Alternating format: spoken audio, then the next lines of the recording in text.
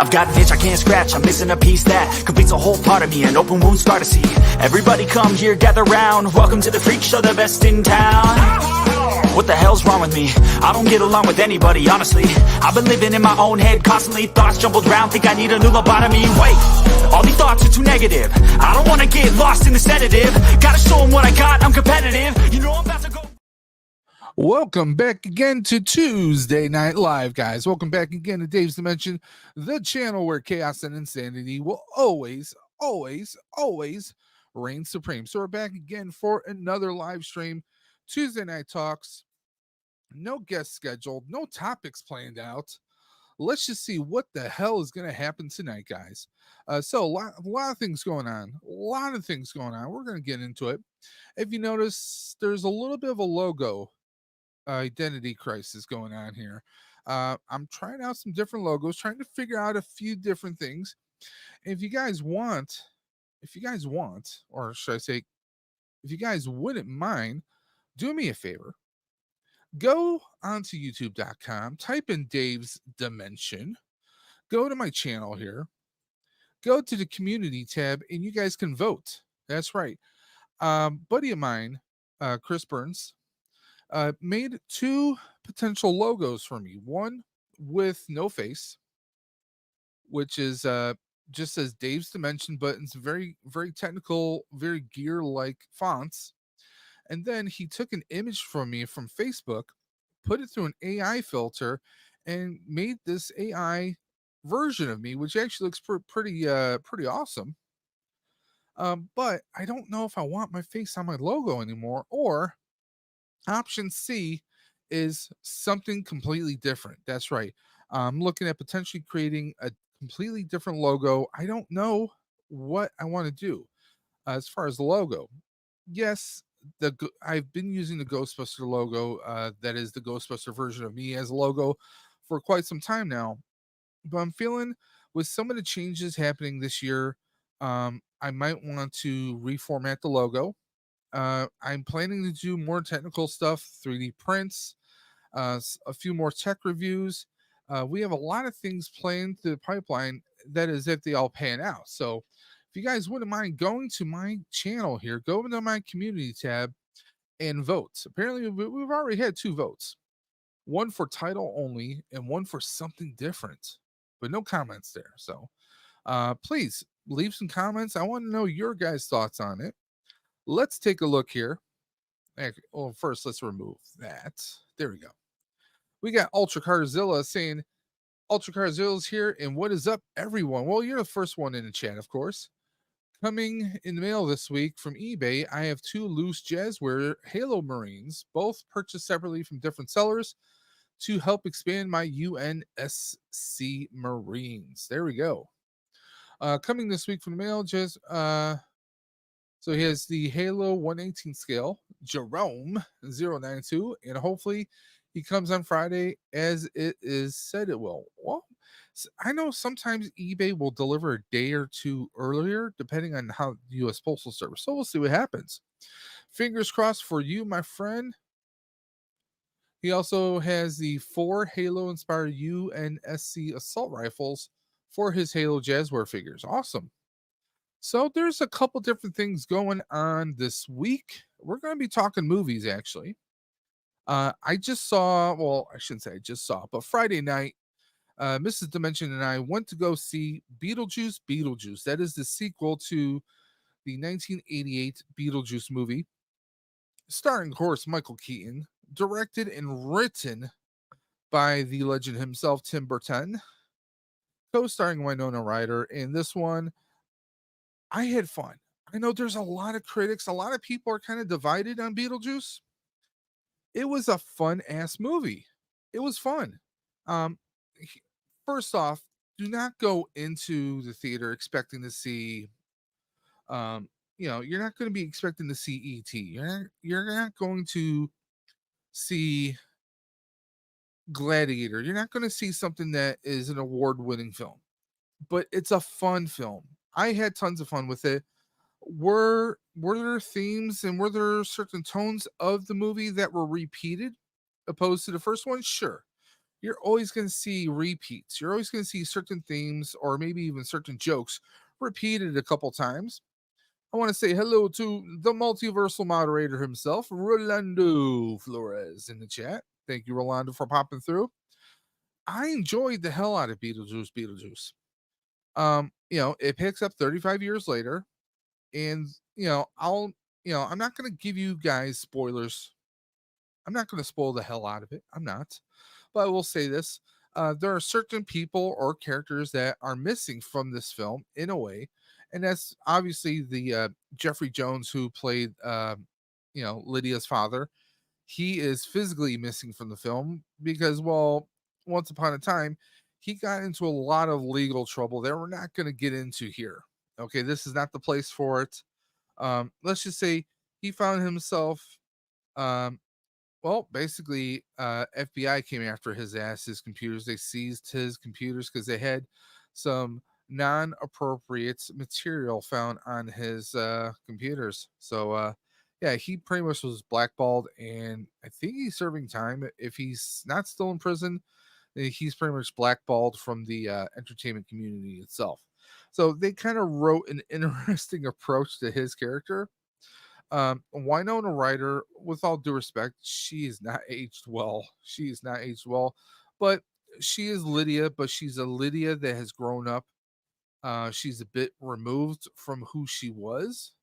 She's not the angsty gothic teen from 1988. She's very different now. It's almost as if her gift of seeing the dead is a bit of a curse.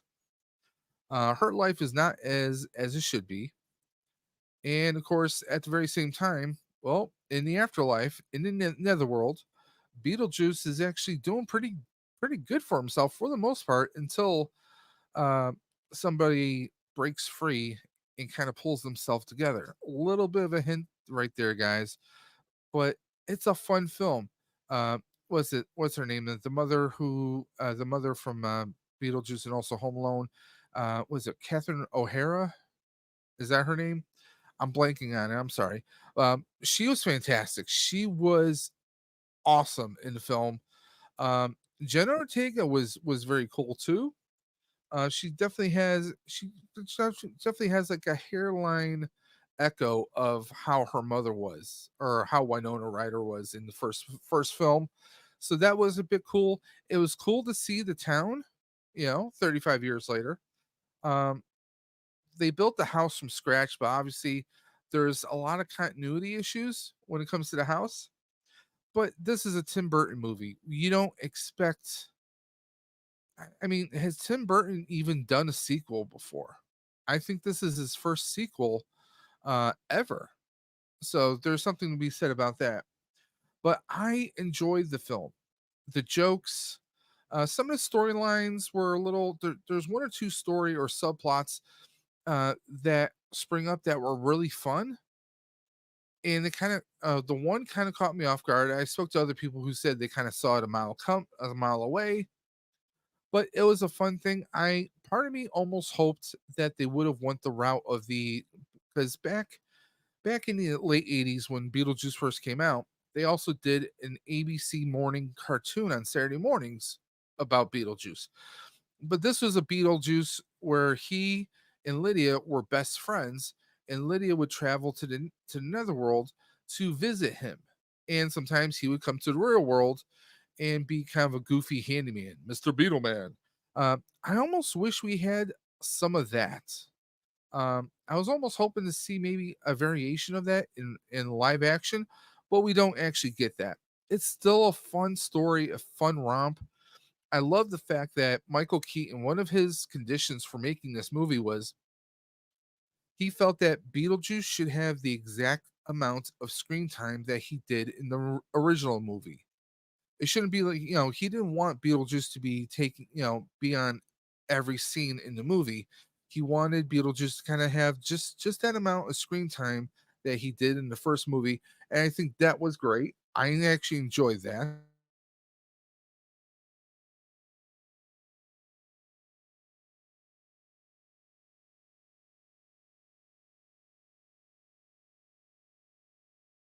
As guys, there we go. I'm actually using my GoPro right now. My GoPro camera is what we're using right now, so I do apologize if there's a glitch. Hopefully, it'll pass and we'll keep going. Uh, there we go. Ultra Carzilla saying, Rolando, great to see you, buddy. I hope everyone's doing great. I know now, guys, I know Tuesday nights are not the greatest nights. Let's be honest, Tuesday nights are not always the greatest night. There's a lot of other streams going on. Let's hope that a few people catch this on a replay. Um, but it was a fun film. If you're thinking about going to see Beetlejuice, go ahead and do it. It's going to be a fun time. It co-stars. I mean, you get Monica Bellucci as kind of a big bad for this film. Of course, Michael Keaton, Catherine O'Hara, Winona Ryder, Jenna Ortega is her daughter. Obviously, we also get some cameos. Blink and you'll miss it, which I thought was pretty cool. Michael Keaton, obviously, dynamite performance as Beetlejuice. I just if part of the part of my issue with the film is it almost feels like it was kind of rushed. I love the practical effects that we had present, but part of it felt a little rushed, maybe in the writing itself. I'm not 100% sure if there were issues, but it definitely feels like part of it felt like it was missing something. But I say that about a lot of films nowadays. Um, but I enjoyed it. If you're gonna go have some family fun, and by the way, that is exactly it. Beetlejuice 2, Beetlejuice is a family film. It deals with family values, it deals with loss, it deals with coming to terms with that loss, maybe rekindling with family members who maybe you've become estranged with. There is one F bomb, but that F bomb gets bleeped out, believe it or not. So this really it's something that you don't have to worry about taking your kids to. Um, there's there's no nudity, there's no obsessive you know swearing. I mean, there's no dismemberment. I mean, you've probably seen more violence in the old Casper movie from way back when, starring Christina Ricci. You probably see more violence in that than you do in this film. Um, but this film, it's a fun film. If you want something that's going to bring back some nostalgia, you want to revisit that, the original Beetlejuice movie. This is a fun movie. You're going to enjoy it. There's going to be critics everywhere, but honestly, I thought it was a great film. And speaking of films, guys, let's go ahead and take a look at this week's box office. So I actually pulled this up from imdb.com. Let's take a look at the top 10 movies from this past week. This is from the weekend of September 6th to the 8th. So this past weekend, let's take a look at number 10. We have The Front Room. And it looks like that total gross, okay, that it was premiere weekend for that. Okay. So that grossed $1.7 million. Not not fantastic numbers for its opening weekend. Then we have Despicable Me Part 4. It's the 10th week it's been out, and its raised total gross was 358 million, but this past week it only grossed 1.5 million. I think a lot of families are probably going to be waiting for streaming service. That's the trend that we see a lot. Okay, we have a movie called Blink Twice that raised 2.1 million this past weekend. Total gross of 20 million. It's only been out for 3 weeks, so that's not too bad. Twisters, which is supposed to be a spiritual sequel to the original Twister movie with Helen Hunt, Bill Paxton. That was this past week 2.3 million. Total gross 265 million for 8 weeks. Not terribly bad. Not overly great, but not bad. So far as leading the pack in the bottom five right there. We have The Forge, only grossed 3 million. Total 21 million for 3 weeks. So averaging about maybe 6 or 7 million a week, maybe a little bit less, a little bit more. It only grows 3 million this week. It ends with us as the the little drama comedy kind of film. Looks like it grossed 3.7 million with a total of 142 million after 5 weeks. Alien Romulus. It only grossed 3.9 million this week with a total of 98 million for, I mean, hey, for 98 million for 4 weeks, for only being out a month for 4 weeks, that's pretty well. And it's definitely, it's made its budget and then some back, which is fantastic. Oh, here's one I didn't know came out. This is Reagan. I was actually looking forward to seeing this one. This is Dennis Quaid, Mina Suvari, and Penelope Ann Miller as well. Dennis Quaid's playing Ronald Reagan, one of our most well-known prolific presidents. I mean, he was the president in the '80s, all the way to '88. He served 2 terms. He was an actor. I mean, all around. I mean, you know, the '80s are often referred to as the Reagan years.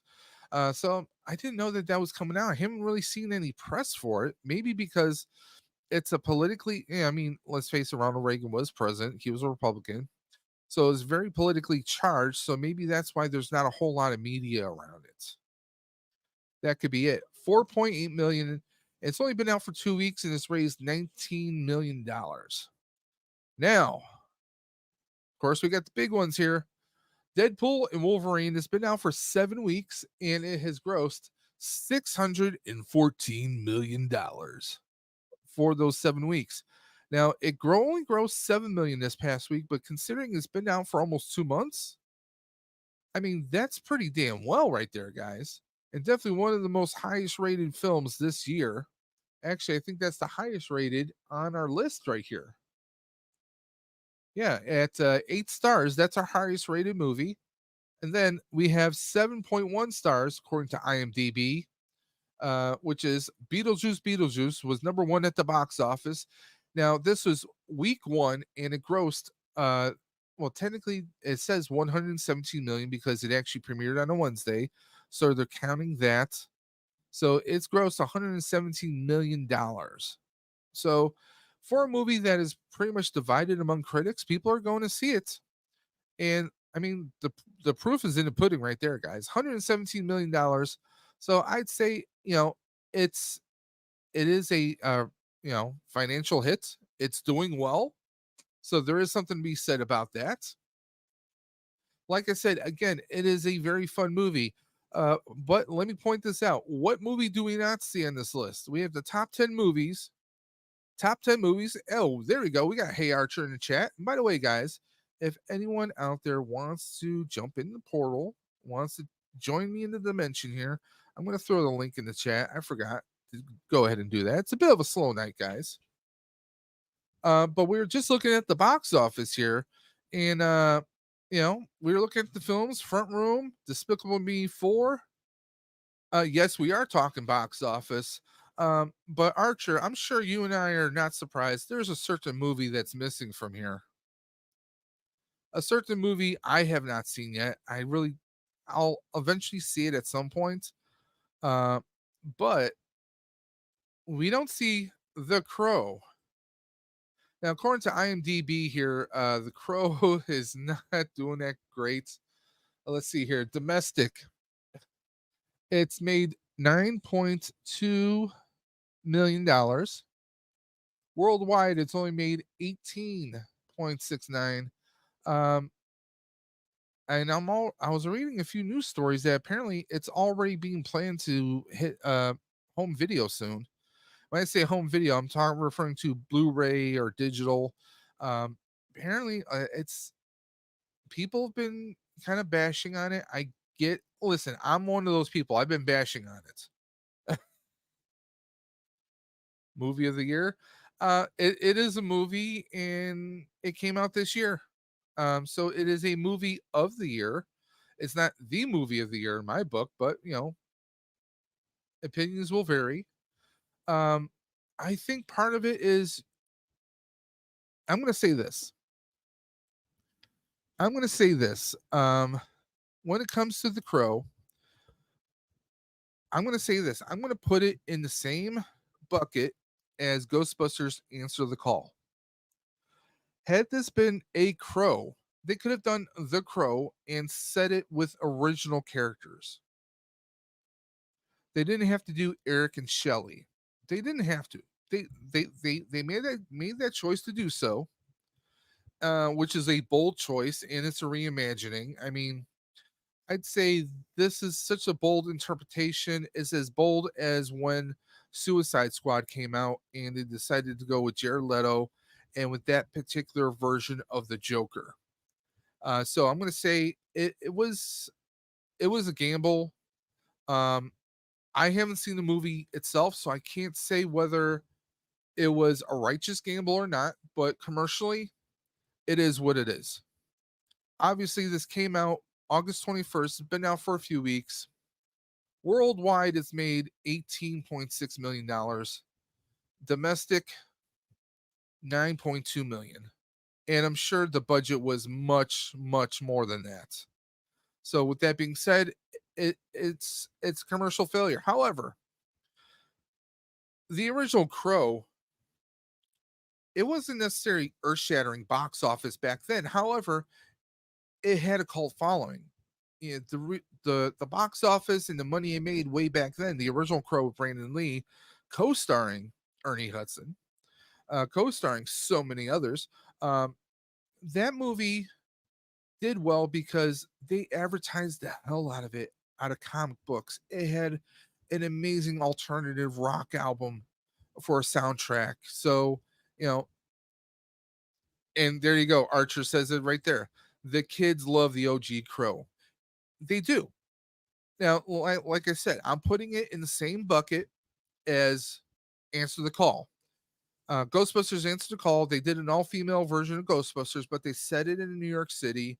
They had original Ghostbuster actors appear as caricatures of different characters. Like you had Bill Murray as the skeptic who didn't believe in the paranormal. You had Dan Aykroyd driving in cab, sounding like a New Yorker, and talking about class five full Roman vapors. A cabbie wouldn't know that stuff. You had, Annie Potts playing a concierge at a hotel, you know, and those are all jabs at their original characters. I mean, I always say that if they set Answer the Call in a different city, in a different part of the country, that they were an original team come together, operating under the Ghostbusters moniker or brand, you know, part of, a different section of the franchise, that could have worked. But they did it in New York City.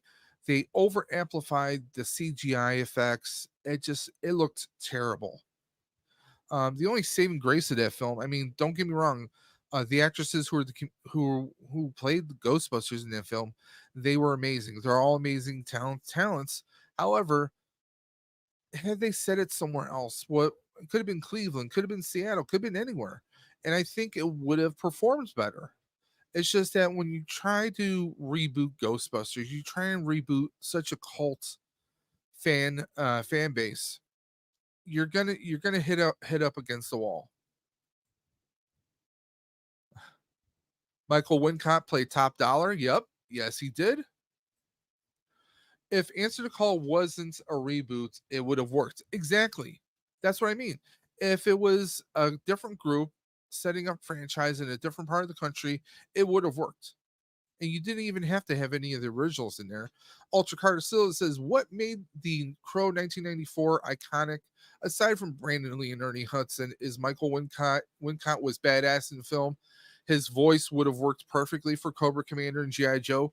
Yes, I mean, he was also in Robin Hood, Prince of Thieves. He's been in so many different films. He was also in Alien 3 Resurrection. I mean, he's played uh, he's got that raspy kind of voice, and he's badass.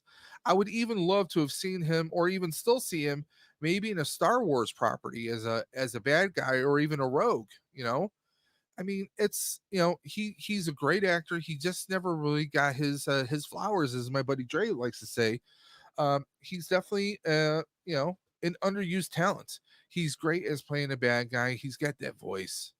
You know, So, I mean, I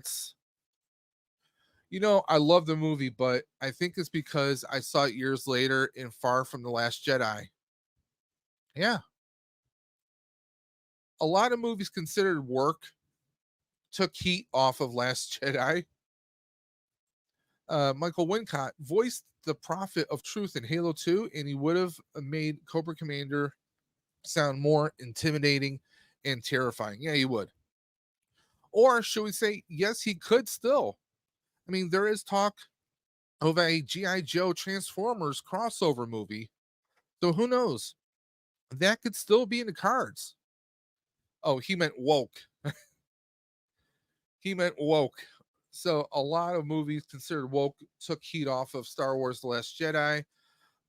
I mean, that, and let's be honest, the word woke, and speaking of woke, by the way, I finally binge watched the Alkalite on Disney Plus this past weekend. Um, it's I'm gonna do a video. I'm gonna do a separate stream and video talking about the Acolyte. Um, as far as it goes, I don't want to say there's wokeness to it, but there's certain elements that I will touch base on. Um, or are you just grazed over that? Over what? A lot of movies considered woke took heat off of Last Jedi. Oh, I saw Acolyte. Yes, I saw the Acolyte. Overall, I'm not a terribly fan. I'm not a big fan of the film or the TV show. I'm not a fan of the TV show. I watched it. I watched it all the way through. Um, the whole thing about okay, twins. I agree now with so many people who've talked about like, oh, can we please just stop doing twins in Star Wars? You know, um, and honestly, the actress who plays May and her sister, um, I'm not a big fan of her. She was on, I believe she was on Lois in Superman, the CW show. She played the daughter of John Henry Irons, if I'm not mistaken. Correct me if I'm wrong. Um, I don't think she's a terribly great actress. Um, but I will say this: I don't necessarily blame her for anything, aside from how she's reacting towards fans right now. Um, I think a lot of the writing felt a little hollow. Some of the writing with the Jedi felt hollow. So I'm going to put fault at the showrunner slash writers. Um, the Acolyte fell flat on his face. Um, there wasn't much likable on it. I mean, there were some very cool scenes. We see a lightsaber change color because of the hate and rage from coming from the person who's holding it, which shows us in live action how a saber turns red, how a crystal becomes red because of the hate. So I thought that was something cool to see in live action. Ultra Carzilla says, "Thank God I never watched Acolyte, as I have no plans on ever watching it, and due to not mean I have Disney Plus." Then he goes on to say, Disney needs to listen to the fans and give them what they want, like a series adaptation of the Republic Commando or Force Unleashed. And that's what fans want to see over Acolyte. Oh, I agree 100%. If Disney ever adapts the Star Wars Legends novel, Death Troopers, as a TV series, they need to take note from Terminator Zero's horror elements, and it needs to be TVMA. And honestly, Ultra Carzilla, there's precedence for that because now, I mean, Disney made an R-rated Marvel movie with Deadpool and Wolverine. I mean, they've done they produced a new Aliens movie, so a TVMA movie or TVMA rating for a TV series, I don't think is out of the realm of possibility. But it ultimately comes down to Kathleen Kennedy because she's still the power when it comes to Star Wars. That's going to be the big effect right there. Um, Archer says the bleeding didn't feel earned in this show. No, it didn't. It didn't. Um, it just felt like, oh, we're gonna throw this in there. We need something to kind of spark things. They need to get more creative since Anakin didn't bleed for less. Exactly. To me, it felt hollow. The entire thing felt hollow. Um, I mean, Soul, I liked I liked him, but he also felt, I don't know, like there was something missing about him. And halfway through the show, um, our big bad of the show, I didn't realize where I recognized him from until about halfway through. Our boy wearing the mask, he was on The Good Place. If you any of you guys ever watched, there's an NBC sitcom called The Good Place about people who who died and they're in an afterlife. They thought they were in a good place, but they were really in the bad place in hell. And he played this kind of like surfer, skateboarder, high high kind of a person, and he played a pretty good villain. Um, but that's the thing. You can't just have two good characters out of like, I don't know, 15. You know, there was no balance in this show. There was no balance. Um, and sadly, because the show is canceled, the actress who plays May and her sister she's actually come forward, and she was damning the fans who've attacked the show. I mean, it's not a matter of the fans attacking the show. It's a matter of, you know, if you design a product, okay? If you design a product, oh, speaking of products, we have the content creating master, the merchandiser of the YouTubes, Mr. Hey Archer. Yo, So, what how do you feel about what I just said about the acolyte? Do you think I'm being fair? Do you think I'm being biased? I'm so happy that you just. Can you hear me, by the way? Because I'm using my AirPod on my phone. Oh, cool.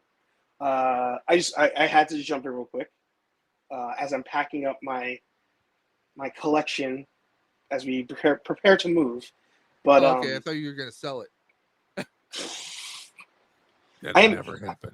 I am being brazen. I am leaving that because hopefully nobody steals it.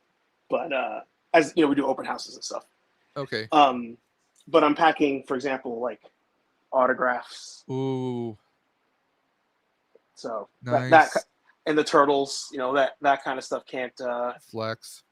that stuff can't stay So as are you leaving the strangers. bat signal up there for right now? I think so. I feel like it's a You, big. I feel like it's too big for them to take out without somebody noticing. But you might be right. Anyway, I got maybe distracted. put a little light up there. Are those sound panels on your ceiling? Yeah, I don't know how good they actually work. Okay. Because they're not like high end ones or anything. Well, like how I they're spaced, they actually look kind of cool. Yeah, I put them there and I put them on the door, Nice. but they didn't work the best, but it was better than nothing. Okay.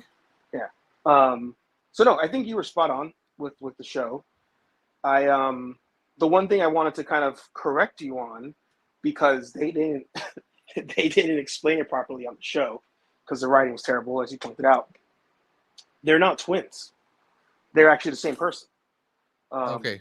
Yeah, I It, remember there's a mentioning that they were two halves.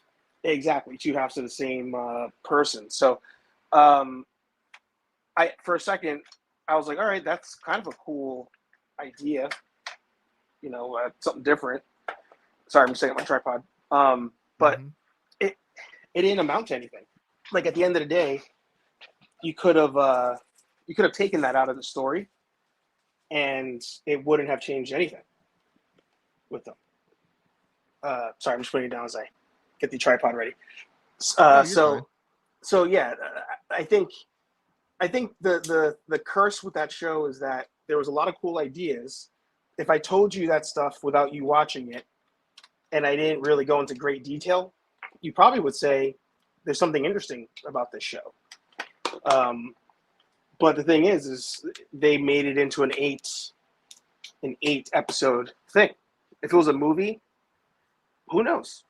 I think if it was a movie, it might have been a little bit more fast paced, and there might have been some changes to it. Yeah. It to me it felt flat about certain things. Yep. There was a lot of people who were, who weren't exactly thrilled about the Andor show because they had more of a conspiracy, more spycraft kind of, Yeah. But yet, we have a Jedi cover up here. Right. I mean, she, what's her? I forget the Green Jedi, but she was keeping Me things too. hush hush. Yeah. The She was wife of the keeping creator, things, by the way. yeah. I mean, she was keeping things hush hush. For what? Like she didn't want to tell the she was keeping things quiet, not really telling the Jedi Council or the one senator. Like she was trying to. It just seemed like, okay, what is this, a conspiracy? The Jedi's are covering a conspiracy of something that happened, and it's like, okay, really, they are no good. They're But just that's the shitty just part. as corruptible as everyone else. Exactly. They are little by little, not only making them like everybody else, but making them out to be like the biggest POSs in the galaxy. Because they messed up with Anakin, and it was like, all right, that the hubris of them and all that kind of stuff. But now with something like this, it's like, oh, you guys knew there were deadly Jedi out there because they said they weren't Sith. You knew there were deadly people out there, and for some odd reason, you just covered it up. And you showed 2 different times that the council knew about this. Mm-hmm. So like, why do that? I don't know why I did that. So like, why do that? It didn't make any sense. It was just like, let's just do things. The fans will like it. And like, okay, so many different Jedi are being dispatched. You're just gonna send like, oh, we're gonna send like one master along with some some newbie Jedis. Mm-hmm. It just I don't know if like would true Jedi really send someone out there? Like you're underestimating. Well, the other thing too, I in a way, what was actually, I'll say one thing I did like. I liked that the Jedi were not good at fighting because they haven't had to fight in forever. So it's like, we have a war happening, and I got a bunch of kids who learn Taekwondo at a school. They're going to be frontline against the army that was fighting for food. Like it's not going to work. Yeah. So I like that aspect of it, but the thing is that they all went. They had to die, obviously, but again, we've seen. This is my beef with Ahsoka. Actually, we've seen what happens after this timeline or this time period. So, like, they don't operate like that in the future. They send just 2 people now who still haven't been in battle in forever. So, how do you go from sending an entire army out to now you just send 2 people as your standard, like, SOP? It doesn't make sense to me. Yeah, I mean, it was just, I don't know, like, there wasn't many likable characters in this, if any. I mean, Soul, like, I don't know, like, he felt like, I don't know, what's the word I'm looking for? He just felt like he wasn't really a Jedi. Like, he was more when it came to, what's her name? Asha? It felt Osha. like, Osha, which is funny because OSHA is a safety organization. Yeah. One against OSHA policy. That he seemed more like a father to her. For what though? That's the thing. Is when they paid off, it was like, why was he like that? Yeah. Other than he was a creep. He was a creeper. Like I made a video about that. I don't remember where I posted it, but he made a video about. I made a video about that where it's like he was just like stalking these girls, and then he's like, I have to be their leader. It has to be me. And I'm like, that's fucking weird, man. Well, it's even the Catholic Church has their little weirdness, so it's just like, I think, like, and I was blown away that was X-23 as the young Padawan. What did you think about the fight? I don't think we talked about that. Actually, her and then pulling out the second lightsaber, I was like, she's probably the best fighter among all the Jedi there so far. I'm like, what Yeah. what the hell's going on? Yeah. And obviously there was a little hint at maybe a little something between her and Osha, maybe. Yep. For no reason, but yeah. And honestly, I mean, I'm just muting when I use the tape. Sorry. I would have been perfectly fine if they did something like that. A former Jedi or a former Padawan, sparking a friendship or more with another Padawan. I mean, and obviously it wouldn't be allowed because Jedis cannot have attachments. That's why they suck at emails. But I mean, it's some people can sit here and say, "Hey, you're making it woke." No, it felt like that could be natural progression with the way they are starting to write those characters. Yeah. It just felt like, I don't know. The whole thing just felt like, oh, we should make this. No, you know what the fans want? The fans want an Old Republic show. Yeah. They want, they want a live action. Maybe not necessarily the Bad Batch, but something along those lines. Well, they just do the, we've all said it to death at this point, but do the cinematic from that video game where it shows Force like Unleashed? this. No. It's in the High Republic era. Okay. There's a cinematic where like the Sith are raiding the Jedi Temple and they take it over, and it's from an old PC MMORPG. I think I haven't said that phrase in so long.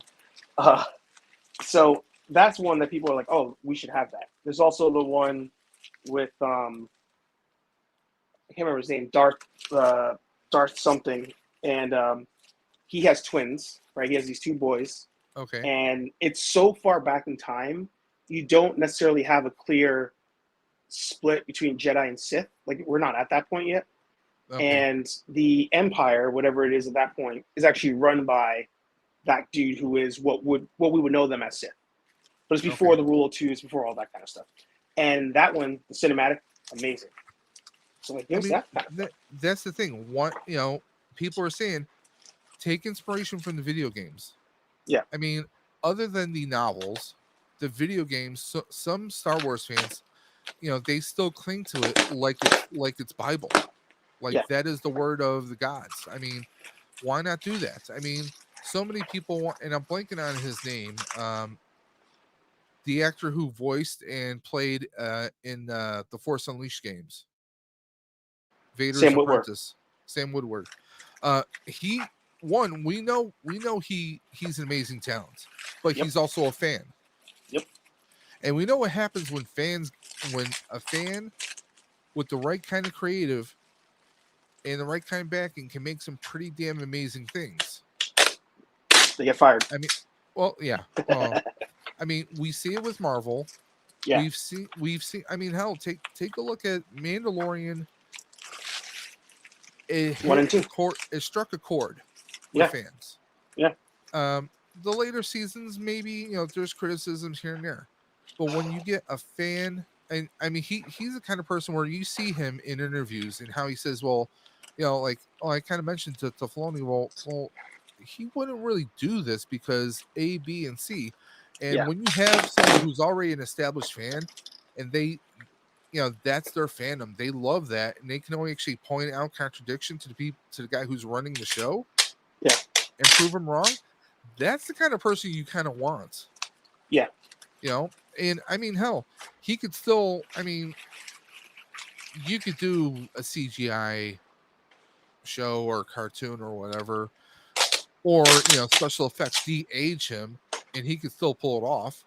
I mean, he's played some pretty interesting comic book characters in Smallville. Yep. He also played a baddie in Supergirl. He's been around the block. He was in a sci-fi show, which was the American version of Being Human, where he played a vampire. Mm-hmm. I mean, he is a good actor, and he's voiced Darth Maul in the animated shows that they've done on Disney. So I mean, I would love to see something like that. I mean, You Fun know, fact. Fun fact about the Darth Maul thing, and to what you were just talking about. yes, He for Solo, um, they they had Ray Park there originally yeah. to sit there, and then they decided to put in Sam's voice instead of Ray Park because they were like, "Oh, it's going to be confusing because Sam's been voicing him on For everything." so long, yeah. But it turns out that Sam was the one who, when they did everything, um, the big reveal was supposed to be, of course, the lightsaber, right? He whips out the lightsaber, and Sam was like, "Well, what lightsaber are you doing?" And they're like, "Well, obviously the double bladed. That's what everybody loves about Maul." And he was like, "Yeah, but which one?" And they were like, "What?" What do you mean, which one? And they're like, "I'm obviously the one for the movie." He's like, "You mother!" Like he doesn't have that anymore. He got chopped in half. yeah, In the cartoon, he's using this other one, and blah blah blah. And they're like, "Oh." yeah. I I'm like, mean, "Don't you have people on payroll for this?" yeah. I mean, that's the thing when when the actors know more research Mm-hmm. than the writers, Yeah. and the director or whatnot. I mean, that's kind of what you want. You want something like, hey, yeah, You know, put me in the writers' room. Give me a credit for to correct your continuity. a true test on that, actually, I'm really curious about this, is I don't know anything about the series. Warhammer 3,000, 4,000, whatever it is. Okay.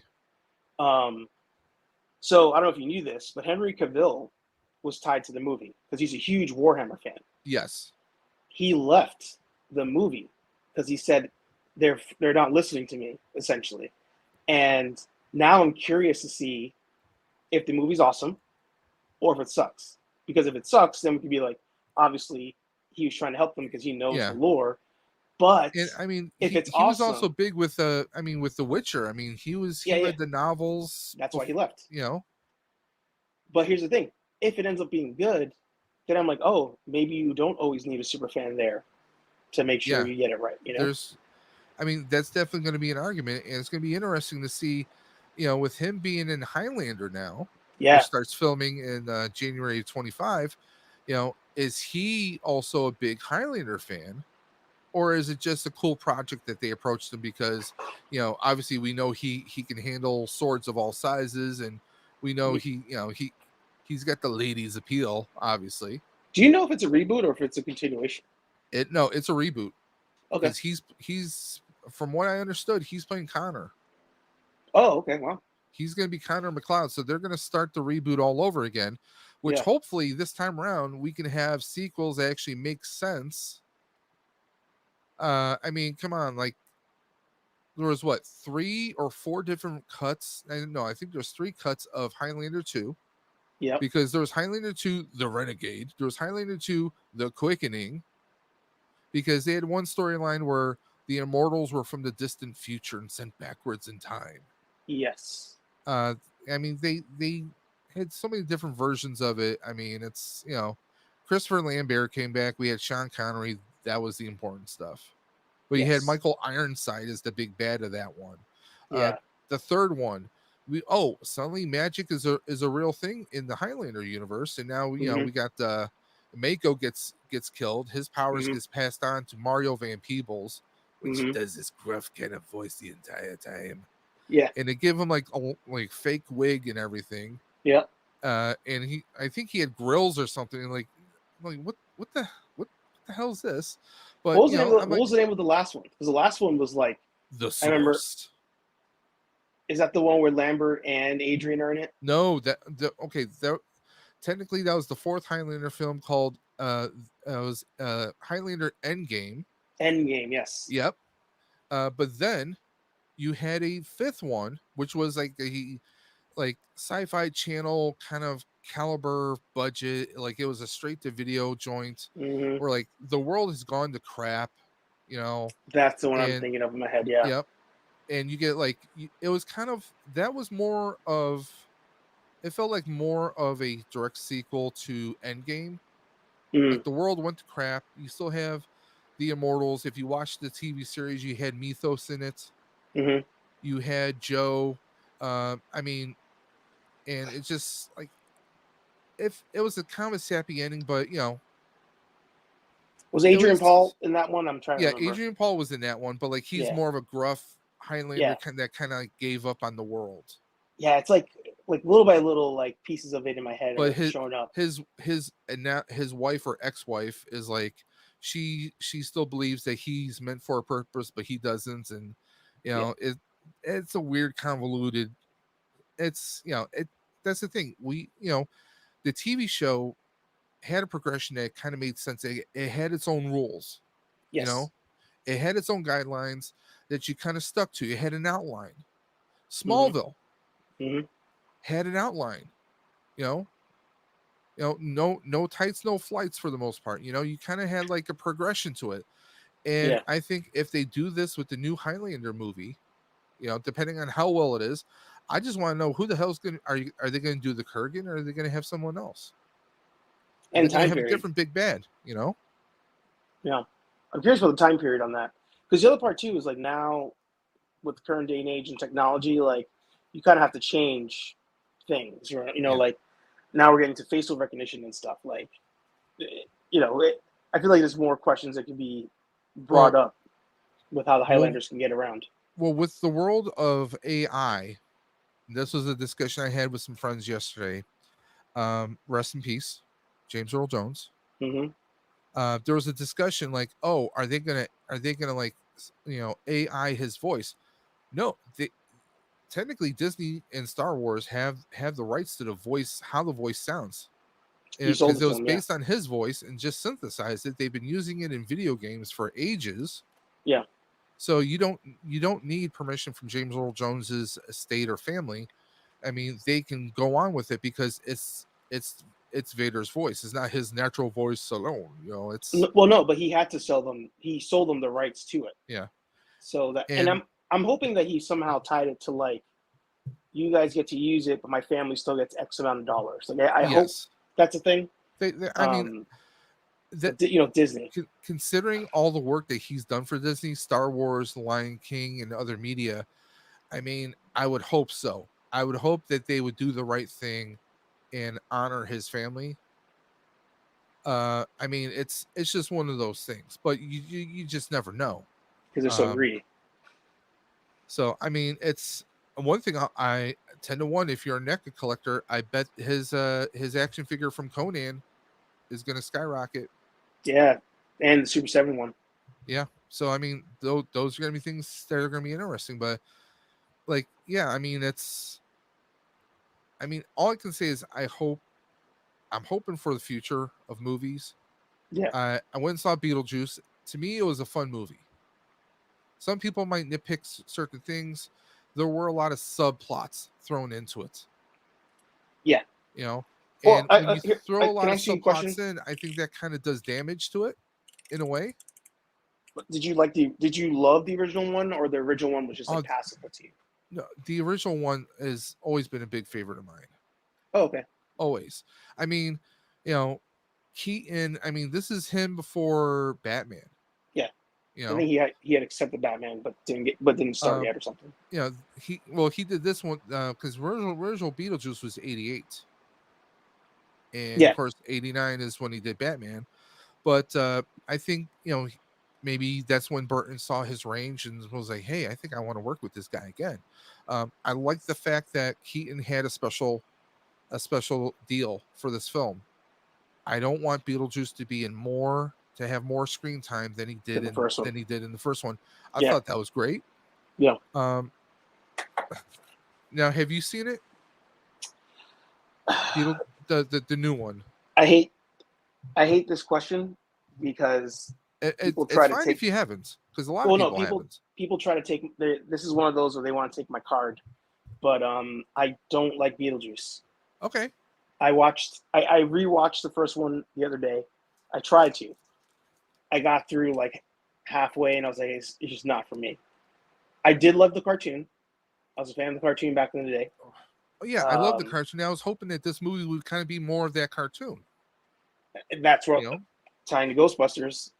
Would this movie be more like the cartoon or not? So I was yeah. curious, and I'm wondering if there are people. This is my take on Blade Runner 2049 as well. I'm wondering if there are people who don't like this movie that loves the original movie, because I question if they truly like the original movie, because I feel like it's going to be the same type of movie. Like, I feel like the tone and everything of this movie is going to be similar to the first one. And that's my take with Blade Runner. I was talking to somebody about that, where people were like, "Oh, that 2049 is so boring," and I'm like, "Boring? Did you not watch the first one? You thought the first one was exciting?" I mean, the first one has like what 12 different cuts that are longer and yeah, longer and yeah, longer. yeah. I mean, I saw 2049. In fact, I watched it a few weeks ago. In fact, again, Oh, because I mean, I'm kind of like I'm that sci-fi guy. yeah, Like, even if I mean, you got Harrison Ford as Decker, and we have him come back, and I mean, I enjoy it. There's even been parodies of Blade Runner. yeah. Have you ever heard of a Red Dwarf?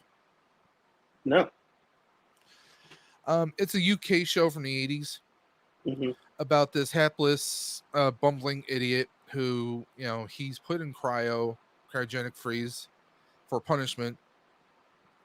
And what happens is basically the entire crew of the ship die, and the AI of the ship revives him, but it only has power to revive one other crew member in holographic form, Hmm.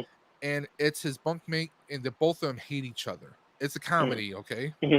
Hmm.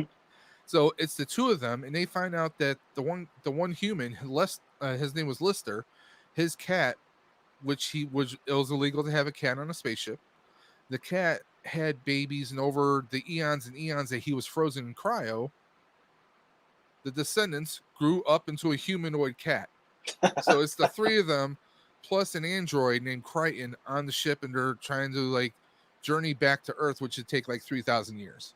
That's hilarious. Okay, and this is such a popular. It's it's something that they've done like I don't know, like 18 different seasons of the show. They're Hmm. bringing it back again for another season, but they did a little mini series where it was Lister was finally going to get a chance to go back to Earth, but it was going to be Earth of the past, our time. Oh, And turns out that this whole escapade is one big story being written by the original creator of the show, and they end it in like an Blade Runner kind of a thing. Like they go to this big building that's a big corporate thing. The creators dressed in like all Blade Runner gear, like it's a hmm, whole plan. The whole Blade Runner is. I mean, it's Blade Runner is. I mean, it's known for being out there. yeah. But I mean, come on, think of some of the damn people you got in the movie. Harrison Ford, Edward James Olmos. I mean, those are two of the heaviest guys ever In sci-fi. in sci-fi. I mean, come Yeah. on. I mean, not for nothing. Edward James Olmos, he's always going to be the teacher from Stand and Deliver. Yeah. He's always going to be what the lieutenant from Miami Vice. But for me now, he's always going to be Admiral Adama from Yeah. Battlestar in 2000. I mean, and what is it? Sean Young was the synth that Decker was fell in love with, Hmm. and you had Ricker Hauer. I mean, those are four massive heavies in the movie industry right there. Way back when, and yeah, it was a balls out, just way out there kind of a movie. I said it on the show this week, and then I gotta fly. Um, and I don't know if you knew this, and I'm gonna feel like a dummy if you did, because apparently I'm the only one who didn't know this. I didn't know that the replicants weren't androids. I thought they were androids this whole time, and I always was wondering why couldn't you just cut them open to tell that they're an android? But Hmm. they're just lab-grown humans. I had no idea. Yeah, it's like engineered clones, so to speak. Hmm. And Yeah. by the way, before you go, Oh, wow. because I'm making signs on my shelves now. For what the team is there. Yeah, I love that. Yeah, What was it? God, how that song go? Reed Richards is fantastic. So yeah, you the can uh, the get the, out the of '90s sight. one. Yeah. Yeah. So yeah, I did some silver. So I'm making some signs from some of my shelves now. Did the Marvel. Of course, I got the X-Men up there. I got Spider-Man and got the GI Joe and everything. So Love that. 3D Oh, printing's addicting, man. actually, last question for you. Are you buying Dragon Man? No, Is Dragon Man a character you would have bought if the price is lower, or it didn't matter? You don't care about it? I honestly I don't have any knowledge about Dragon Man, Yeah, same. but the fact that Hasbro has the balls to go for a $90 figure, considering like their 2 packs now are like what, 60, almost $70. Yeah, No, yeah, not my bag. yeah. That's what I thought. It's one of those similar to Ant Man, where I would want to buy it because I thought that price point for Ant Man was good. If it's a HasLab, not necessarily for the figure, I Yeah. thought a $200 HasLab is something that we need, and I also think we need figures that just aren't HasLabs at all. So that's where I'm like, all right, Well, I like the idea here, but the execution is just awful. I'm curious if Hasbro is going to do another little run where they do a warehouse sale and we suddenly see a few more HasLabs up for sale, The like only they reason did this past year with the Proton pack, and a few yeah, others. it just won't be the stuff that's already come out. I think it would be his tank, Dragonfly, all that stuff going forward. It wouldn't be the older stuff because they've already gone through that. And I was listening to the CEO again today, and they've diminished their inventory tons. So if there is any more proton packs, it's under somebody's Now, desk they're saving, did you hear about Mask, like the cartoon. the cartoon? Apparently, Hasbro has a deal with a toy company to now make it in the original scale. Oh, Now, were you into Mask? I wasn't, but I know it. I mean, for me, I had the lunchbox as a kid. I used to Mm-hmm. watch the cartoon. Mm-hmm. Unfortunately, I never had the vehicles. Mm-hmm. But depending on price points, and if they keep it to like a 3 3/4 scale, like they originally had, Mm-hmm. that might be something I'd be considering. Because I always thought like the semi truck was just kind of badass. I mean, Yeah. it was cool the concept that they were vehicles that just turned into like battle modes. Mm-hmm. Mm-hmm.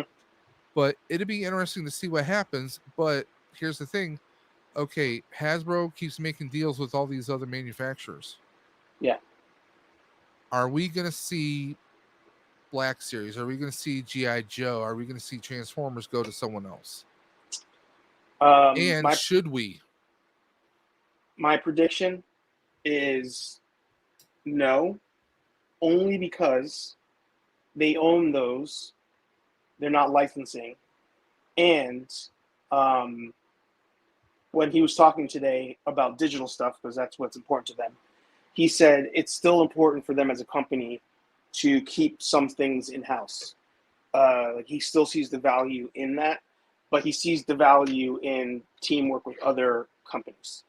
Okay. So if I was them, um, because you don't have to pay a license for those, I would keep it because that's your highest margin.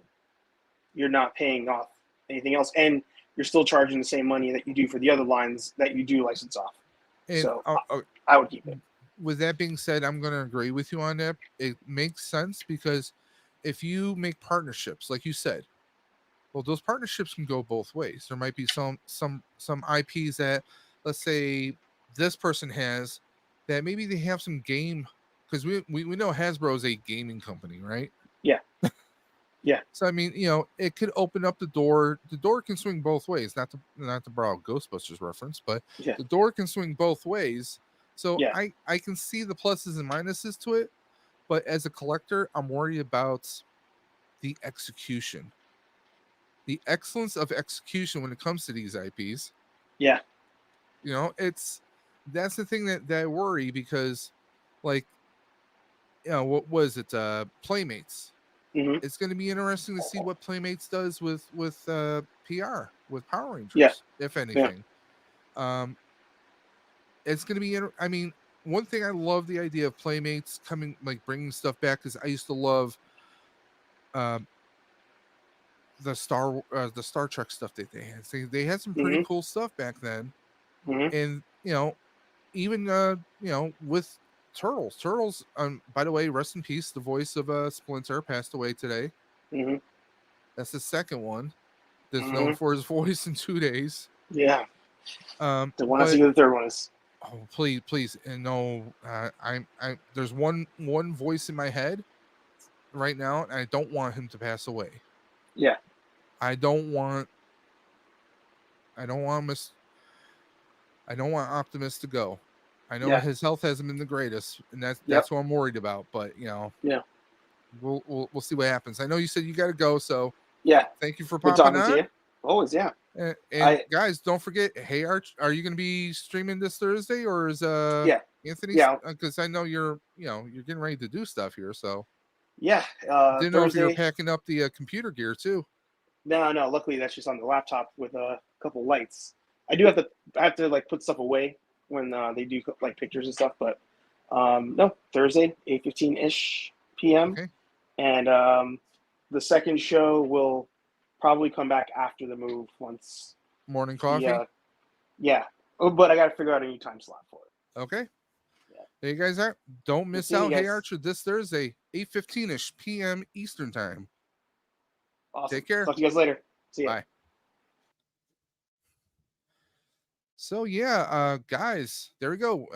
An impromptu interview with Hey Archer, and don't forget to check him out every Thursday, 8:15 ish p.m. Eastern on Nerd Affiliated. But like we were saying, the Crow doesn't seem to be performing at all. Let me catch up here. Cobb says he's worried if this Motu movie, if it doesn't even fall through, I will be able to please us fans. I feel like it could easily be done awfully. You mean like back in 1987? Now, I did see, you know what? Since you're talking Motu, Cobb, if you're still in the chat, and if you want to pop in, if you want to pop on screen, feel free to do so. If not, I completely understand. But let's take a look at the Motu casting. Let's see here.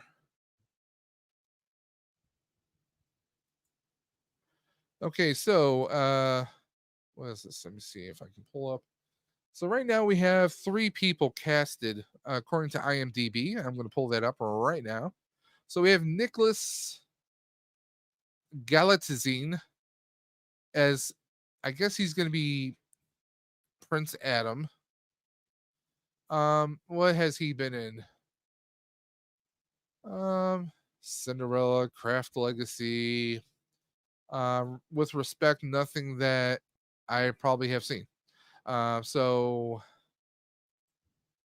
he's in Masters Universe and 3 Bags Full, a sheep detective movie. So yeah, I'm guessing he's going to be Prince Adam. It's going to be interesting to see uh, who is he going to like bulk up, and he's also going to be He-Man, or are they going to have a completely different actor play He-Man? That's going to be an interesting question. Let's take a look at our Evil Lynn, Allison Bry. I mean, she's been in a lot more stuff. Freelance, Carol in the End of the World, Apple Never Falls. Again, a lot of stuff I haven't seen. She's been in Community. Um, without really knowing much of or seeing her and stuff, she's got a familiar face. Could she play an Evil Lynn? It's going to be interesting. She definitely seems like she could play. Uh, I mean, it depends on the writing too. Writing, I think, is key in how they make her look. I mean, in the 1987 film, they did not make Evil Lynn look like the cartoon at all. At all.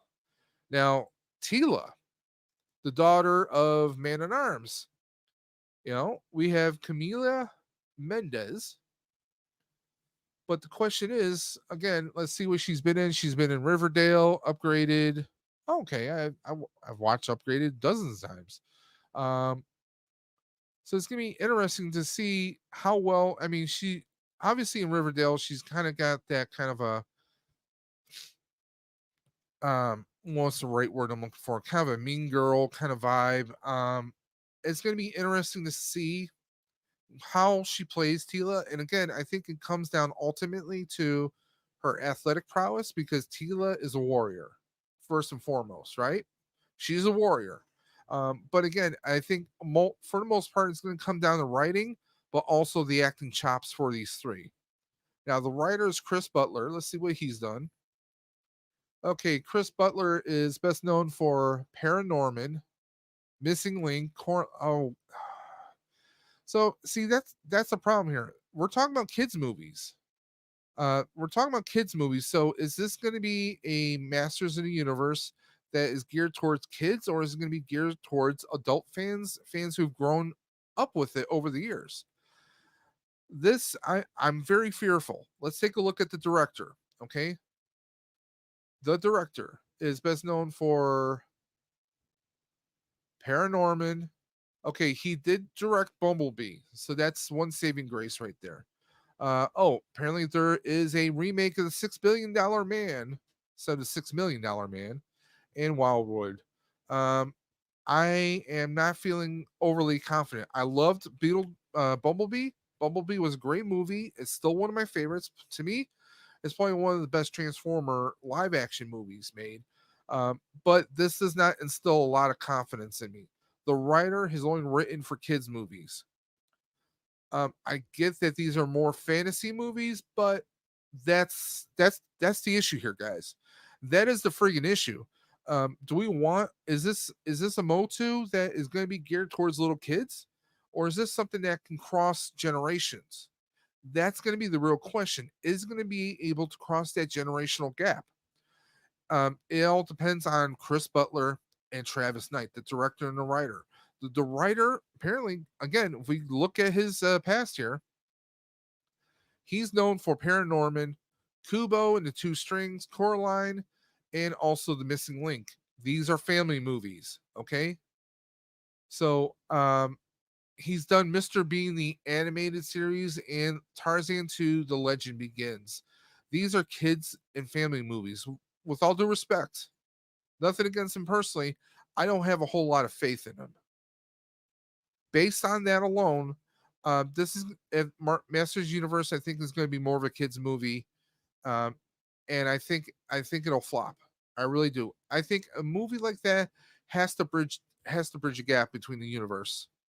We need something that's going to bridge the gap. I mean, the 1987 movie was not made for little kids per se. I mean, there were some elements like Gwildor.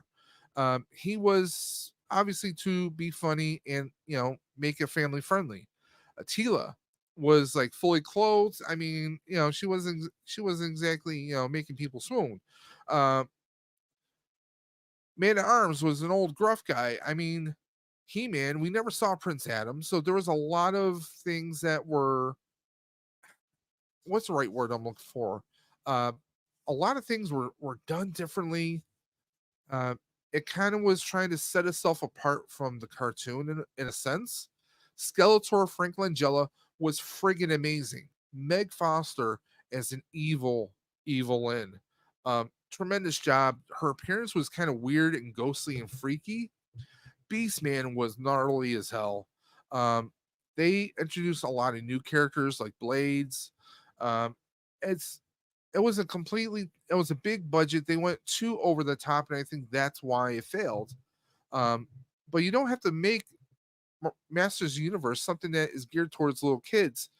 I think you need to make it approachable for everybody, and that's what I'm worried about. I'm worried about that it's gonna friggin' fail. Hello, Stevo. Uh, I mean, Masters Universe. I hate to say it, but I think it's going to fail tremendously. I really do. I really do, guys. I know it's a slow night. I apologize. There's a lot of other streams that are happening tonight. And by the way, speaking of happening, um, let me take you guys back in time. So this is last year around November. Me, that is Dave Dimension, Dre the Collector Safe Space, and Colin of EC Collecting, the three of us came together to do a fundraiser called a school lunch fundraiser because this is actually all benefited a national program that benefits children around the United States, allowing them to get lunches funded. The Raise Your Hands Healthy School Lunches program. This is by the organization known as FRAC, which is Food Research Action Center. Well, Dre and I are going to be teaming up again. We're going to be doing the school lunch fundraiser once again. We hope you guys are going to help and participate in this. Last year, it was just simply $10 a donation. You would make the donation, take a screenshot either with your phone or your computer, and you would message us on Instagram, giving us the proof that you donated, and you'd be entered into a drawing. Okay, last year these were all the details. You would click on the link, donate $10 or more, take a screenshot with your and send that with your real name and your screen name on Instagram and send it to us. And this year we're looking to do a Mythic Legions prize package. So if you guys are interested in that, stay tuned to more details. Make sure you're following both me, Dave's underscore dimension on Instagram, and also make sure you are following Dre of the Collector Safe Space on Instagram as well. We're going to be running this during the month of October, from October 1st to midnight, October 31st. So when it hits midnight, once it hits and it's November 1st, the campaign is closed. We're going to tally up all the names and we're going to create a wheel and we're going to do a live stream drawing sometime in the beginning of November. We're trying to secure prize packages right now. Right now, Dre is focusing on getting us organizing a Mythic Legions prize package that you guys do not want to miss out. So please stay tuned for that. But also, our buddy Dre is going through a little health issue right now. So please keep your thoughts and prayers with our brother Dre of the Collector Safe Space. If it wasn't for Dre, there's a lot of initiatives that we wouldn't have going on right now. A lot of fundraisers that would not be reality. So please keep him in your thoughts and prayers. And we're looking forward to doing this again from October 1st to October 31st. We're going to be running a campaign, a fundraiser for school lunches. We did that last year. We're going to be doing it again. October is a bit of a crazy month, but November is even more crazier with Thanksgiving, the holiday season kicking up. It's going to be an insane time, but I'm hoping you guys are still going to come out and support us. But please stay tuned to Dave's Dimension and also Dre the Collector's Safe Space on Instagram. Thank you. And by the way, guys, again, if anyone wants to hop on, if you have anything to talk about, whether it is your own channel, you have a business, maybe you have some thoughts about some of the movies recently that have been coming out, or you want to talk any pretty awesome, cool collectibles you've picked up recently, the link is in the chat. So you guys can just click on the link and teleport into the dimension, and we'll keep this show rolling. There's a lot of collectibles. However, like this Beetlejuice here, I don't know how I feel about this. This is the Beetlejuice Bio Exorcist action figure. Let's take a look at this. It looks pretty good. Looks pretty posable right there. I think we'd have to set up some fishing lines so we could have him kind of hanging across the room like that, you know. Little newspaper sandworms, okay. That's pretty cool. So there you go. You get a little lantern, little business card or a flyer, if you will, little rat. We get a couple different Beetlejuice or Beetlejuices or Beetlejuice eye. I don't know. Beetlegeises. We get a couple different heads, some fingers, and of course the head with the hat. So that's actually pretty cool right there. Is it $38 cool? That's the question. And are we going to get more Beetlejuice, or is this the one to kind of like whet our appetite? So we want the other one. Because personally, I want the one with the full pinstripe suit. That's what I want. So you got the Beetlejuice LP. Okay, this is from the new movie Beetlejuice. You got a Beetlejuice paint splattered semi-transparent LP right there. That's pretty cool. For $40, I guess that's not too bad. It's not too bad. We got some figures, some little dial piece figures, some NECAs.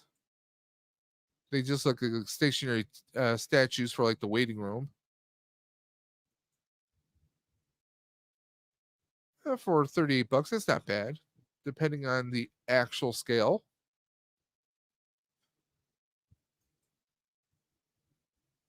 Spoiler alert. That's the bad thing about looking at some merchandise. Sometimes you get spoiled. Oh, there you go. Iron Studios statue of Beetlejuice. That looks badass right there.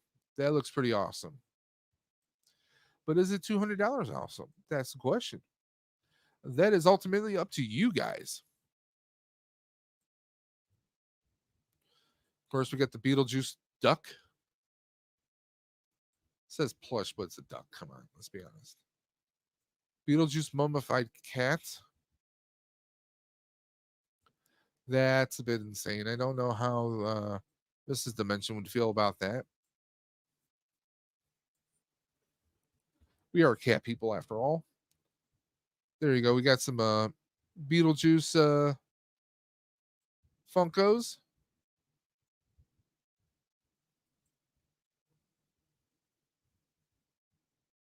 Pretty cool. Pretty cool. Again, I saw Beetlejuice. I had fun. I enjoyed it. It was fun. It was nostalgic. I was not going there expecting a blockbuster movie. You know, it is not Saving Private Ryan. It is not Gladiator. It's not even Axel F. Beverly Hills Cop, the latest one. But it's a fun time. It's fun. Going there to just like suspend belief, have a little bit of continuation of nostalgia. That's kind of what I went for, and I was more than happy with that. What I'm not more than happy about is some of really 85 bucks for Dragon Man. This is a hard pass for me, to be perfectly honest. I know some fans out there are going to be like, "What are you talking about?" Again, this one's also a hard pass. We got some Inhumans here. We got Lockjaw and Crystal. Um, Not for $70. I can't justify that for $70. I'm sorry, I just can't. A lot of the Star Wars stuff is sold out. Of course, we get Professor X in his hover chair. Again, sold out. But for 50 bucks, I think we could get some better effects than what they show here. I mean, I can probably 3D print some better effects than that. It just feels like a waste here, man. It really does. So, how's everyone else doing? Now, guys, again, I want you guys to do me a favor. I want you, anyone who's watching this either live or on replay, I want you to go ahead and go to my channel on YouTube, go to my community tab, and I need your help. We have the battle of the logos, not the Legos, the logos. So, a friend of mine made two different logos here. There's one with an AI image of me.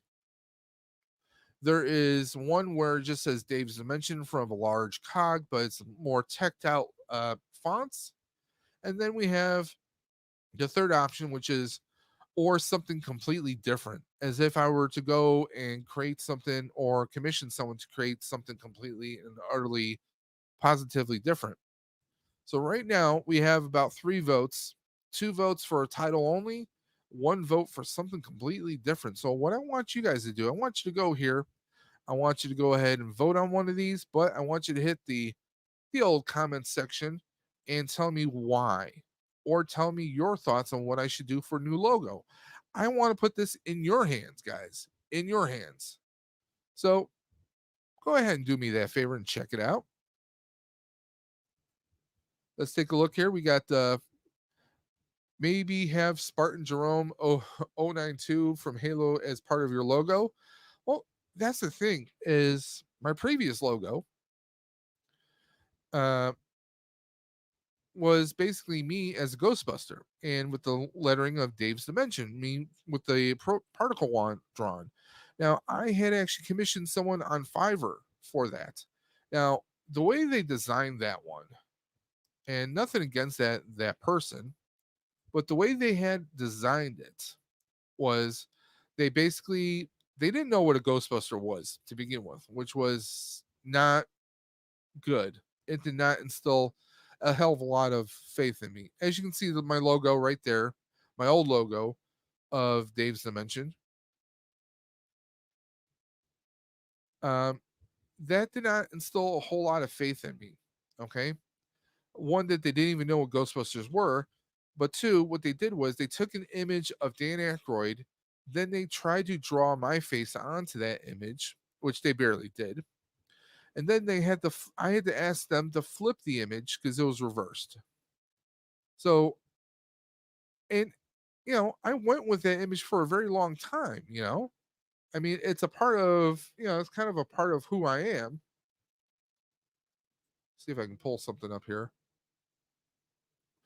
I mean, it was a big part of me, and it still is. That me changing my logo doesn't mean I'm not going to Ghostbust anymore. I'm still a Ghostbuster.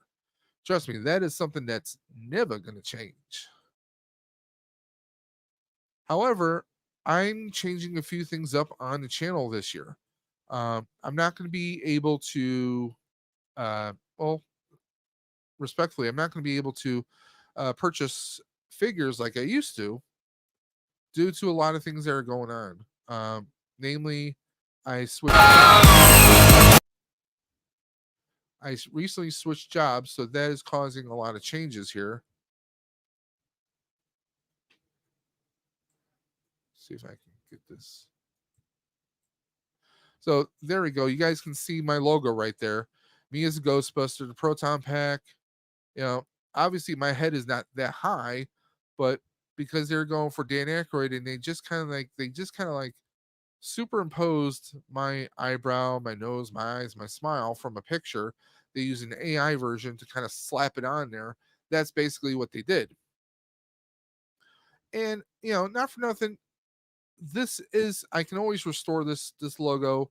It's a great logo. I love it. I love the electricity across the front of my name.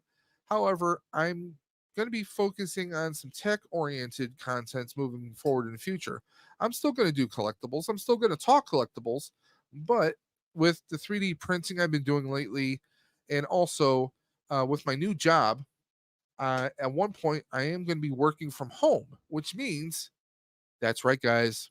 My setup is getting changed again. Now, normally I have two monitors. I have my 27-inch Samsung monitor right here. I have a 32-inch gigabyte gaming curved gaming monitor right here. And then I have my PlayStation and then computer. Just to give you guys a little reference right here.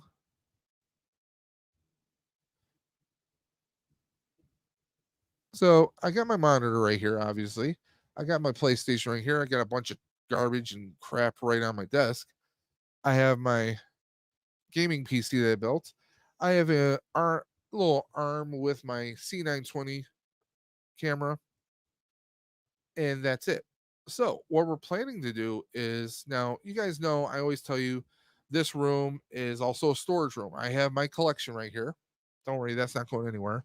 I have a tote, an old little a nightstand table that I use as storage. Those are getting moved out of the way, and I'm possibly looking at a stand-up desk. Let me actually show you guys. So I'm possibly looking at this stand-up desk right here. Well, a couple different versions of it because my job, uh, that is, as long as everything works out, I will be rotated home. But I figured, hey, I can't have my work computer right here. It's going to take up a lot of space. Plus, they give me a monitor to work with my laptop that I'm going to be using from work. So I figured, hey, what if I got a standing desk to go alongside here? And maybe I move my actual computer setup over there, and then I just use this space right here for my work. So we're going to be doing some tech reviews because I'm going to be completely redoing my setup here. I'm going to be moving things over to the side. And I figured also with me having standing desk, that means I can give you guys a different view. We can do more of a talking points where I'm standing up all the time. So It's going to open up some possibilities here. So yeah, that's what I'm looking to do right now, guys. But I'm not going to make you guys sit here while I do my window shopping, so to speak. Yes, I have been looking at some common riders. Dre is a very, very, very bad influence on me. What can I say? But there's a lot of these stand-up desks that are actually pretty damn affordable.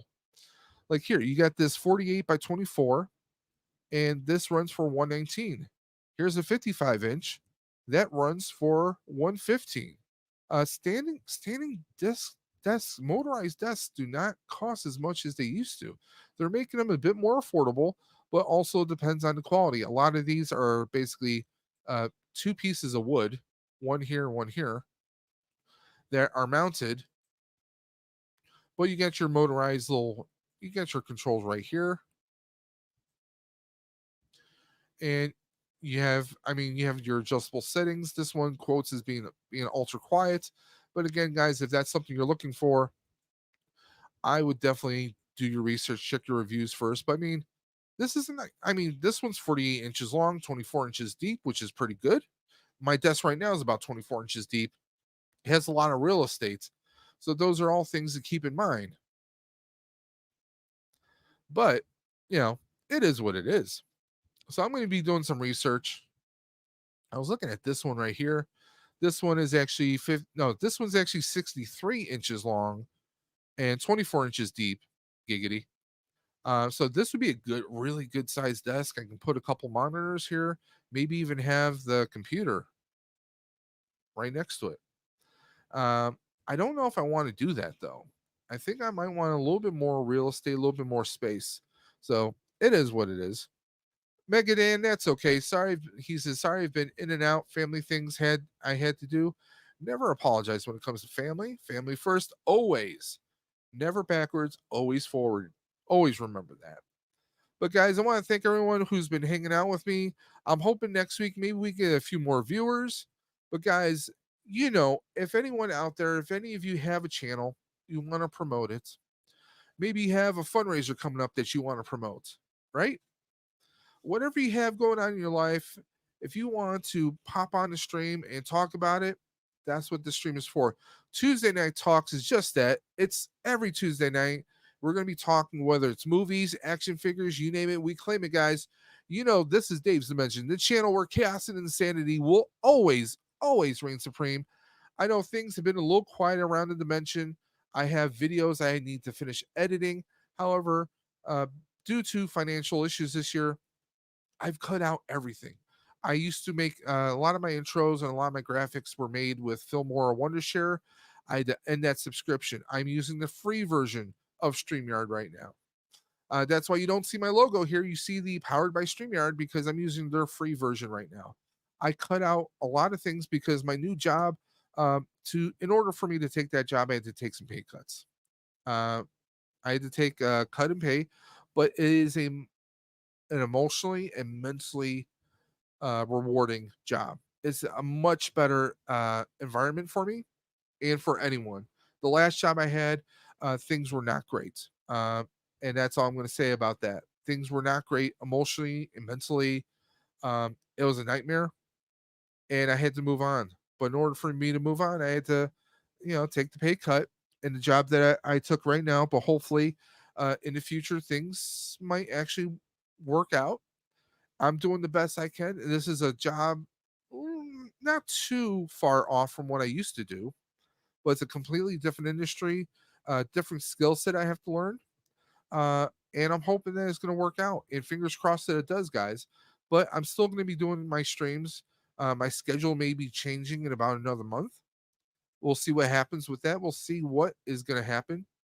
But I will say this, I'm always going to be here, guys. Even if it's just me hanging out, talking with you guys, not doing anything with collectibles. Um, I do have a proton pack build planned in the future. So hopefully you guys will come along with me on that journey. I will be 3 feet. Now you guys see I got my proton pack right here. I have Winona. I have her right there. That is my pretty much my 1-to-1 scale, almost screen accurate proton pack. I need to do some light repairs on her. But I plan on building a proton pack from scratch. We will be 3D printing all the parts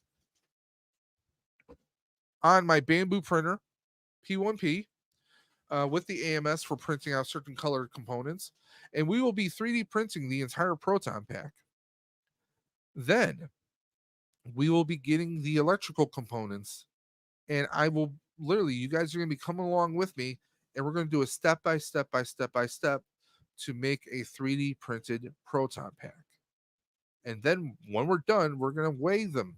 We're going to see which one is heavier, Winona or the new proton pack. So it's going to be a crazy journey. It's going to be a long journey, but I'm hoping you guys are going to come along with me. Megadan says, screw your old job. My old job was crap too. Well, see, that's the thing. We go to a job, we start a career, and hey, you don't know if it's going to work out or not unless you try, right? And that's the thing. You have to try. The only way we know anything's ever going to work out, or the only way we learn anything, is by trying.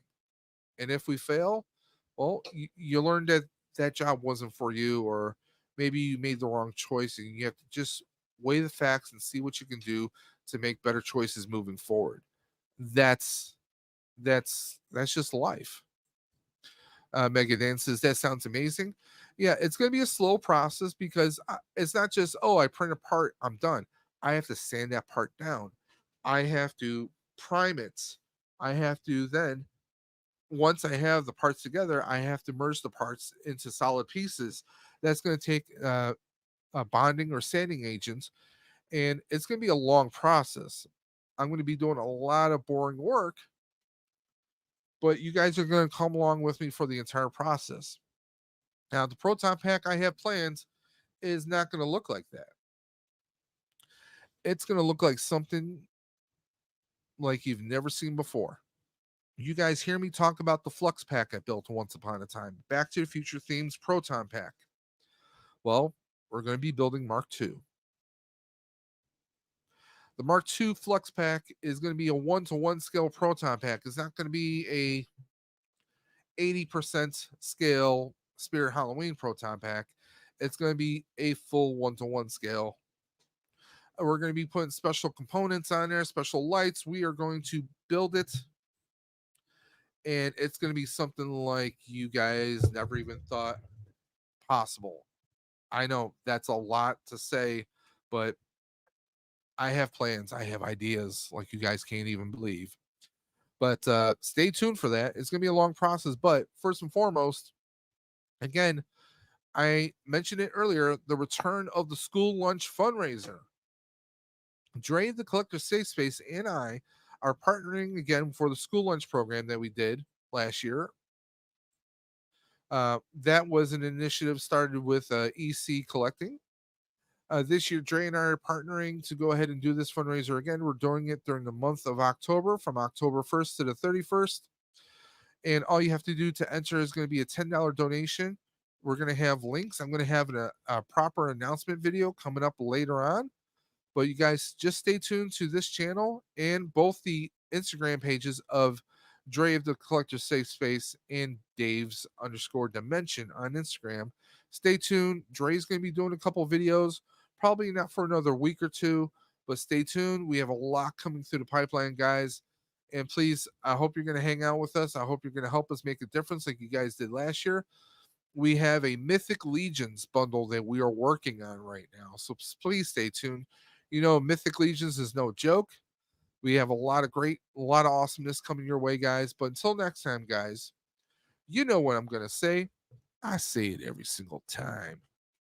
Keep on busting. And you know what I'm going to say. I will always, always, always catch you on the flip side. Take care, guys.